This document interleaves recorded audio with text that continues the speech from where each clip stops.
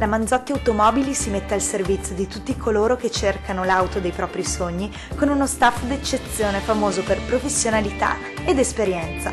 Ma oggi per tutti coloro che ricercano in un'auto il proprio stile di vita è nata lei, DS3, l'elite dell'auto francese dalla linea ricercata, elegante e raffinata. Il dettaglio ha un valore, la dinamica è unica, affascinante. Insomma, un'auto che fa girare la testa proprio a tutti.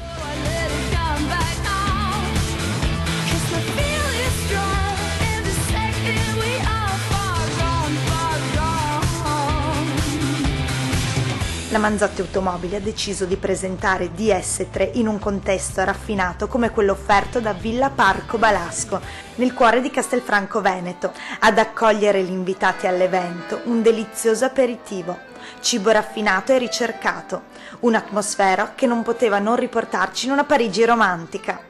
Abbiamo approfittato di questa serata francese organizzata da uno dei nostri partner dell'iniziativa, il ristorante Feva di Castelfranco Veneto, proprio perché volevamo che si respirasse lo spirito di quello che è la Francia, di quella che è DS e di quelle che saranno di quella che è la filosofia nella costruzione, nella progettazione e nella finitura di questi nuovi prodotti dell'alta gamma dell'automobile francese. Questo marchio si rivolge alle persone che hanno un desiderio di distinzione, che ricercano sulla propria vettura un elevatissimo livello di qualità degli interni, delle finiture, una vettura raffinata con un alto livello di personalizzazione.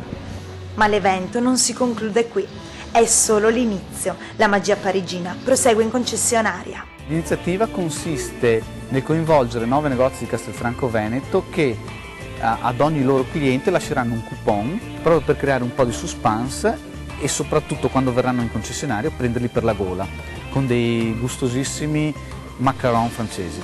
Non si tratta solo di scegliere una nuova vettura, ma di scegliere una vettura diversa in design, tecnologia, comfort e che si distingue nelle sensazioni di guida. In un panorama di scelta di vetture noi proponiamo anche un'esperienza d'acquisto nuova.